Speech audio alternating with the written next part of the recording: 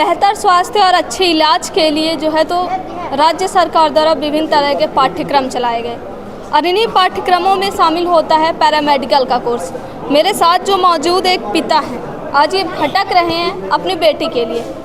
एक पिता जो देखना चाहता है कि उसका बेटा या बेटी जो है तो कामयाबी छुए, एक बेटी जो है तो वह एक अच्छे पद में जाए, इसके लिए वह दिन रात भरसक प्रयास करके अपनी पुत्री या फिर पुत्र को कोर्स कराते हैं। लेकिन कोर्स हो जाने के बाद बेटा या बेटी जो भी है तो अव्वल हो जाते हैं और अव्वल होने के बाद अगर उन्हें किसी कारण बस नौकरी ना मिले, भले उनके पास हर तरह की योग्यता है।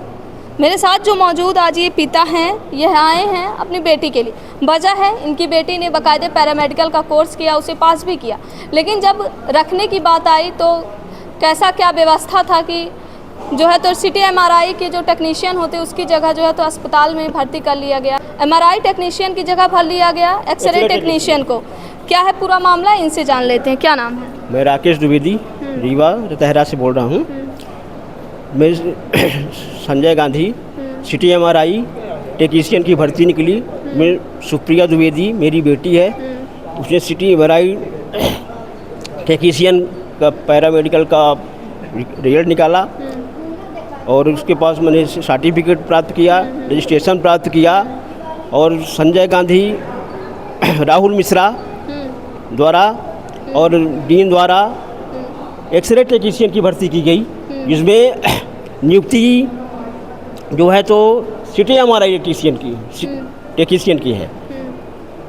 ये पैसा लेके और जो जिसके पास जाओ कोई वो करो तो बोलते हैं जो करना कर लो जाके। तो मैं ये कहना चाहता हूँ कि अगर सही नियुक्ति नहीं हुई तो मैं राहुल मिश्रा और डीन को घेराव करके और जूता से मारूंगा। क्यों?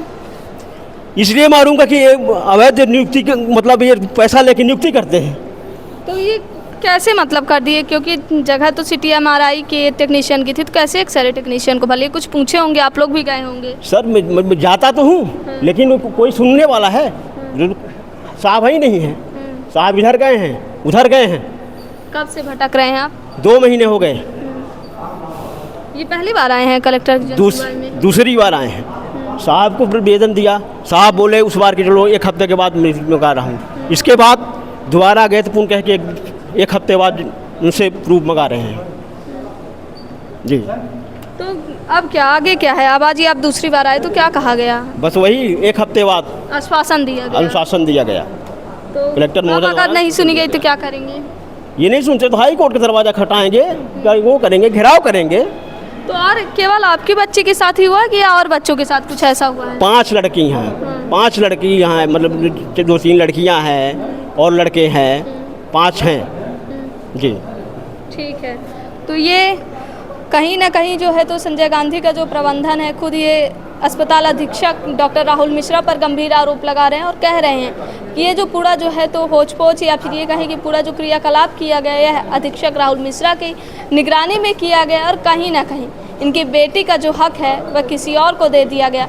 चलो उचित इंसान को दिया गया हो तो ठीक है, लेकिन अगर सिटी एमआरआई टेक्नीशियन की जगह अगर एक्सरे टेक्नीशियन को भर लिया जाएगा तो भला एक्सरे टेक्नीशियन जो है तो सिटी एमआरआई का क्या करेगा और उसे क्या नॉलेज होगा? यह सबसे बड़ा सवाल है।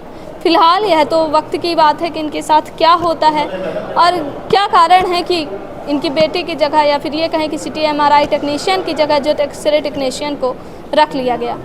वीडियो जर्नलिस्ट नीरज के साथ सोनाली दुबे की रिपोर्ट।